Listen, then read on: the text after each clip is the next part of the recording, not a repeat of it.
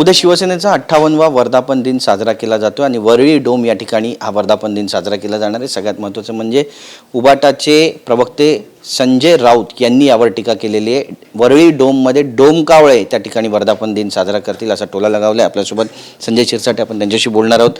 एकीकडे वर्धापन दिन साजरा होतोय, संजय राऊत तुमच्यावरती घणाघाती टीका करतात, काय म्हणाल? संजय राऊत टीका जो करतो ना त्याला काही अर्थही नाही बेसही नाही। त्यांनी टीका करताना हे बोललं की जेव्हा शिवसेनेची स्थापना झाली त्या टायमाला हे लोक गुदडीत होते। निश्चित होतो, आम्ही गुदडीतच होतो, आमचं वयच 5-6 वर्षाचं होतं। आणि मला वाटतं उद्धव साहेब अनेक वेळाला बोललेले, जाहीर सभेतही बोललेले आहेत की मी ती सभा जेव्हा नारळ वाढवलं गेलं त्यावेळेला मी माझा बोट धरून त्या सभेला गेलो होतो 5-6 वर्षाचा असताना। मला वाटतं संजय राऊत त्या टायमाला ज्येष्ठ असतील, ते स्टेजवर असतील असा त्यांचा भ्रम आहे आणि म्हणून ह्या मूर्खासारखा केलेल्या स्टेटमेंटला आम्ही महत्त्व देत नाही। दुसरं महत्त्वाचं असं आहे की ह्या डोममध्ये आम्ही जे काही कार्यक्रम घेतो आहे या शिवसैनिकाला जपण्यासाठी की पाऊस पाणी आहे त्यावेळेला तिथं असलं पाहिजे। शिवसेना प्रमुखांचा विचार खऱ्या अर्थानं घेऊन जायचं काम आम्ही करतो आहे। तुम्ही जर पाहिलं तर शिवसेना प्रमुखाला जे आवडत नव्हतं ते सर्व कामं आता उबाटा गटाकडून केली जात आहेत आणि म्हणून यांचं नेतृत्व बदललेलं आहे। या नेतृत्वाचा कुणाला नेता मानायचं यांच्यातच हे कन्फ्यूज असल्यामुळं यांनी केलेलं स्टेटमेंट आहे। याच डोममध्ये राहुल नार्वेकरांनी जेव्हा निकाल दिला यांच्या विरोधात तिथंच यांनी महापत्रकार परिषद घेतली होती। मग ह्या डोमकावळ्याला त्या टायमाला काय म्हणलं पाहिजे, परंतु दुसऱ्यांनी काही केलं तर त्याच्यावर टीका कशी करता येईल हे फक्त पर्याय शोधत असतात। नक्कीच, पण लांडग्यानं वाघाचं कातडं घातलं तर तो वाघ होत नाही अशी पण टीका करतायत आणि हिंदू हृदय सम्राट बाळासाहेब ठाकरे यांचे जे विचार होते ते उद्धव ठाकरेच पुढे नेत आहेत, तीच खरी शिवसेना असं सुद्धा म्हणतात। हे लहान मुलाला जरी विचारलं लांडग्याने जर वाघाचं कातडं अंगावर घेतलं त्याला वाघ म्हणतात का रे, तर तो नाहीच म्हणणार आहे। आणि आम्ही तेच म्हणतोय की ह्या लांडग्याने जे काय वाघाचं कातडं अंगावर घेतलंय ना तर हे वाघ नाहीतच मुळात। आता त्याने जे काही स्टेटमेंट केलेली की नाही आम्ही काही शिवसेना प्रमुख म्हणजे काय ठाकरेंची शिवसेना म्हणजे खरी शिवसेना, आम्ही तेच म्हणतोय। जी शिवसेना प्रमुखांची शिवसेना ती खरी शिवसेना। म्हणून शिवसेना प्रमुखांचे विचार आम्ही घेऊन पुढे जातोय, त्यांच्या विचाराला आमच्याकडे महत्त्व आहे, त्या विचारसरणीवर आम्ही चाललोय, म्हणून ही आमची शिवसेना खरी आहे। आम्ही काही कातडं वगैरे अंगावर पांघरत नाहीत, यांनी पांघरलेलं आहेत आणि हे कातडं पांघरून हे त्या शरद पवार साहेबांचे असेल की त्या राहुल गांधीचे असेल चरणाशी जाऊन बसलेले आहेत। काही फोटो येतात ना, वाघ असा बसलेला आहे, राजा असा बसलेला आहे, ते वाघाच्या पाठीवरांचा हात फिरवतोय, तशी यांची अवस्था झालेली आहे। नक्कीच, नाना पटोलेंच्या एका कार्यक्रमामध्ये कार्यकर्त्यांनी त्यांचे पाय धुतले, त्यावर बरीचशी टीका टिप्पणी होते। या सगळ्या प्रकाराकडे नेमकं कसं पाहता? शिवसेना प्रमुख म्हणायचे की तुम्ही कधीही नेता होऊ नका, तुम्ही कार्यकर्त्याच्या भूमिकेत राहा। आणि दुर्दैवानं आज नेते कार्यकर्त्याकडून पाय धुवून घेत आहेत आणि त्याचं समर्थन करणारे हे संजय राऊत सारखे त्यात काय गैर आहे असं म्हणतात। जे शिवसेना प्रमुख शिवसैनिकाला कवच कुंडल समजायचे, माझे कवच कुंडल कोण आहेत, माझा शिवसैनिक आहे। आणि आता परिस्थिती अशी बदलली की आता कार्यकर्त्याला त्या शिवसैनिकाला यांचे पाय धुतल्याशिवाय उद्या तुम्हाला पद मिळणार नाही हा कदाचित संदेश द्यायचा प्रयत्न यांनी केला असेल। मला वाटतं ही दुर्दैवाची गोष्ट आहे।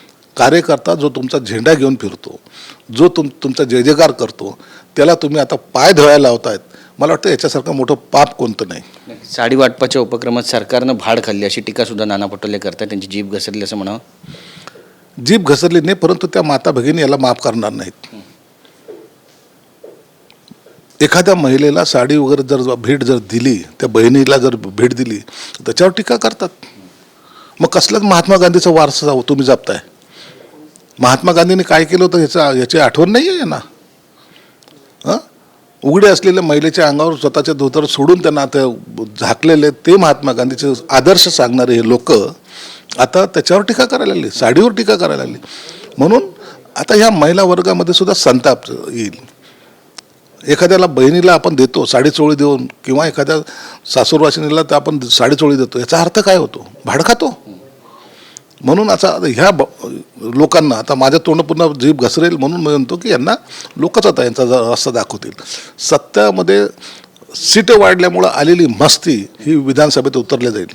नक्कीच। एक महत्त्वाचा प्रश्न आहे, ज्या पद्धतीने सध्याचं राजकारण सुरू आहे, अजित पवार यांची जी कामगिरी राहिली लोकसभेमध्ये, आता भाजपचेच काही नेते खाजगीमध्ये म्हणत आहेत की त्यांच्यामुळे आम्हाला फटका बसला आणि ते नकोसे झालेत का? अजित पवार हे भाजपला नकोसे झालेत का?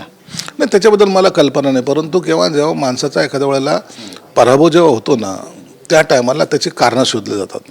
मग ह्या कारणामध्ये याच्यामुळं पडलो, त्याच्यामुळं पडलो, हे जे काही एकमेकावर आपण आरोप प्रत्यारोप करतो, मला वाटतं ते होतात, परंतु याचा जास्त काळ जर त्याचा जर गवगवा केला तर त्याचे दुष्परिणाम होतात. म्हणून ह्या तिन्ही नेत्यांनी, एक शिंदेसाहेब असतील, देवेंद्र फडणवीस असतील, अजितदादा असतील, याच्यावर ते काय निर्णय घ्यायचा, काय चिंतन करायचं किंवा कसं पुढची वाटचाल करायची हे ते ठरवतील ना. आता आपण याच्यावर वारंवार वाद घालणं मला वाटतं योग्य नाही. म्हणून अजितदादांच्या राष्ट्रवादीचं आज आमच्याबरोबर आहे आणि त्यांनी बरोबर राहावं असं आमची इच्छा आहे. नक्कीच. पण फडणवीसांबद्दल सुद्धा तशीच चर्चा होते. आता फडणवीसचं नेमकं काय होणार अशी सुद्धा राजकीय वर्तुळामध्ये चर्चा रंगू लागलेली आहे. तुम्ही यापूर्वीच भाकीत केलं होतं की त्यांनी दिल्लीला जायला हवं. काय वाटतं नेमकं तुम्हाला, भाजपचं महाराष्ट्रामध्ये नेतृत्व कुणाच्या हाती जाणार आहे? नाही, तर भाजपवर माझ्यासारख्याने आता चर्चा करणं योग्य नाही. भाजपचा त्यांचा अंतर्गत प्रश्न आहे, त्यांच्यामध्ये काय चाललं आहे, काय नाही चाललं हे आपल्याला वाकून पाहण्याची सवय आम्हाला नाही, ते संजय राऊतला आहे. म्हणून आम्ही त्यांच्या अंतर्गत प्रश्नावर आम्ही बोलणार पण नाही. सगळ्यात आधी तुम्हीच भाकीत केलं होतं आणि तुम्हीच म्हणाला होता, बरीचशी टीका झाली होती त्यावेळी तुमच्यावर. हे बघा, हे माझं मत मी त्यावेळेला मांडलं होतं आणि ते मत मांडताना मी त्या मतावर ठाम होतो. परंतु आता ह्या बदलत्या राजकारणामध्ये भाजपची असलेली पॉलिसीबद्दल मला भाष्य करण्याचा अधिकार पण नाही आहे. म्हणून मी त्याच्यावर काही बोलणार नाही. त्यांचं नेतृत्व त्यांच्याबद्दल योग्य तो निर्णय घेईल.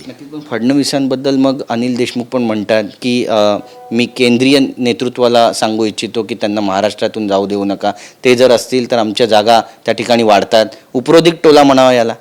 काय नाही, ते अनिल देशमुखला काही दिवसांतर भाजपमध्ये यायचं असेल आणि देवेंद्रच्या ज्या सहकार्यामुळे यायचं असेल त्याच्यासाठी त्यांनी केलेलं आहे. कारण की अनिल देशमुखला तसं देवेंद्र फडणवीस साहेबासारखा जवळून ओळखणारं कोणी नाही. म्हणून भविष्यामधली त्यांची असलेली ॲडजस्टमेंटसाठी त्यांनी देवेंद्रने जाऊ नये असं का जर त्यांच्या मनात असेल, तुम्ही त्याचा गैरअर्थ काढू नका. नक्कीच. छगन भुजबळांबद्दल सुद्धा अशीच चर्चा आहे. ते नाराज आहेत असं बोललं जातं. यानंतर त्यांना लोकसभेची जागा मिळाली नाही, वरून ठरलं होतं. शिंदेंवरही कधी कधी खापर फोडतात ते. तर याकडे कसं पाहता? भुजबळांच्या मनात नेमकं काय सुरू आहे? काही कळायला मार्ग नाही. समता परिषदेची बैठक झाली, कार्यकर्ते म्हणतात की आपण वेगळी भूमिका घ्यायला हवी. छगन भुजबळ म्हणतात की ओबीसींवरती अन्याय झाला तर मग आंदोलनात सहभागी होणार. कसं पाहता यात? भुजबळ साहेब हे असं समीकरण आहे जे न सुटणारं कोड आहे. त्यांची भूमिका काय असेल, काय नसेल हे सुद्धा एक संशोधनाचा विषय असतो. म्हणून ते कधी नाराज आहेत, कधी खुश आहेत, त्याबद्दल भाष्य करणं मला वाटतं थोडं जिक्रीचं ठरेल. आणि म्हणून त्यांची जी काही नाराजी असेल किंवा त्यांच्या मनातल्या काही जी गोष्टी असतील ते त्यांच्या नेत्यांकडे कदाचित ते मांडत असावेत आणि ते नेते त्याचा योग्य निर्णय घेतील. आणि भुजबळांना साहेबांना सुद्धा माहिती की कोणत्या वेळेला कोणता बॉम्बगोळा टाकावा, कुठं थांबावं, कुठं पळावं. आणि हे यामध्ये भुजबळासारखा तरबेज नेता महाराष्ट्रात नाही आहे. म्हणून योग्य वेळेला त्या सगळ्या काही पत्ते ते खोलतील आणि त्याचा जो काही इम्पॅक्ट आहे तो आपल्या महाराष्ट्राला सुद्धा दिसेल. नक्कीच. राज्यामध्ये मंत्रिमंडळ विस्ताराचे पुन्हा एकदा वारे वाहत आहेत. हे वारे नेत्यांपर्यंत पोहोचत आहेत की नाही अजूनही याबद्दल साशंकता आहेच. पण असा काही एखादा कॉल तुम्हाला आला आहे किंवा इच्छुक उमेदवारांना त्यांना कुणाला गेला आहे का? काही माहिती मिळते आहे का? कधीपर्यंत होईल विस्तार? आत्तापर्यंत विस्ताराबद्दल तर मला काही कल्पना नाही. तुमच्याच माध्यमातून विस्तार होईल असं ऐकतोय. परंतु जोपर्यंत मुख्यमंत्री दोन्ही उपमुख्यमंत्री निर्णय घेत नाही तोपर्यंत हा विस्तार होणार नाही. आता ते निर्णय कधी घेत आहेत याची वाट पाहावी लागेल आणि ज्या दिवशी निर्णय घेईल त्यावेळेला आता शक्यतो ज्यांना कुणाला मंत्री बनवायचं असेल त्यांना तो कॉल जरूर जाईल. नक्कीच. मोठा भाऊ छोटा भाऊ बद्दलचा महत्त्वाचा प्रश्न आहे. तुम्ही म्हणालात की आमचा स्ट्राईक रेट चांगला आहे, आम्ही मोठे भाऊ आहे. बऱ्याच जणांना याबद्दल फार मिरची लागली असं म्हटलं तरी गैर ठरणार नाही. पण तुमच्याच पक्षाचे नेते आहेत संजय निरुपम, ते म्हणतात की भाजप मोठा भाऊ आहे. मग मोठा भाऊ नेमका आहे कोण, छोटा भाऊ नेमका आहे कोण? संजय निरुपमाने जे काही स्टेटमेंट केलेलं आहे ते विधानसभेच्या जागेच्या नुसार केलेलं आहे. मी जे विधान केलं होतं ते लोकसभेच्या स्ट्राईक रेटच्या नुसार केलं होतं. आणि म्हणून त्यांच्या दृष्टिकोनातून भाजप हा मोठा भाऊ आहे. आमच्याही दृष्टिकोनातून विधानसभेला भाजप हा मोठा भाऊ आहे. पण तर लोकसभेला आमचं स्ट्राईक रेट मोठा होता हे आम्हाला सांगायला थोडासा तरी चान्स दिला पाहिजे ना, आणि तो आम्ही घेतला होता. म्हणून येणाऱ्या विधानसभेमध्ये भाजप हा मोठा भाऊ असणार आहे आणि जागा वाटपामध्ये सुद्धा त्यांचा हिस्सा मोठा असणार आहे. म्हणून आमच्यामध्ये आता कोणतेही वादविवाद नाहीत. योग्य तो निर्णय हे नेते लोक घेतील. नाही, मग आता तुम्ही मोठे भाऊ आहात की छोटे भाऊ आहात? लहान भावाच्या भूमिकेत असणार आहे की मोठ्या भावाच्या भूमिकेत? आता मागच्या वेळेला लोकसभेला स्ट्राईक रेटप्रमाणे आम्ही मोठ्या भावाच्या भूमिकेत, विधानसभेला त्यांच्या संख्येनुसार ते मोठ्या भावाच्या भूमिकेत. हे सगळं आमचं कौटुंबिक भांडण असतं, कौटुंबिक प्रेम असतं. म्हणून आम्ही याच्यामध्ये जास्त वाद घालत नाहीत. चलो तू मोठा, मी मोठा, मी मोठा, चलने दो. परंतु याचा अर्थ असं होत नाही की आमच्यामध्ये कुठं बेबनाव आहे. नाही, पण सीट शेअरिंगमध्ये तर काही फरक पडणार नाही. जागेचा तुमचा दावा असणार आहे तो कायम राहील.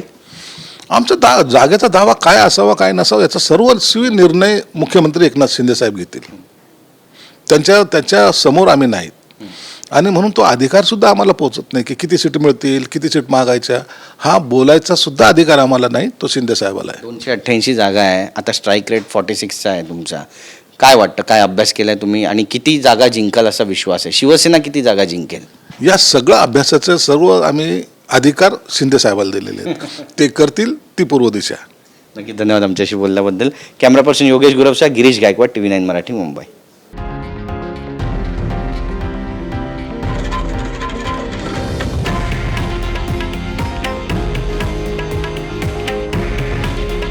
हे आहे देशातील नंबर 1 न्यूज नेटवर्क आणि आपण पाहत आहात TV9 मराठी.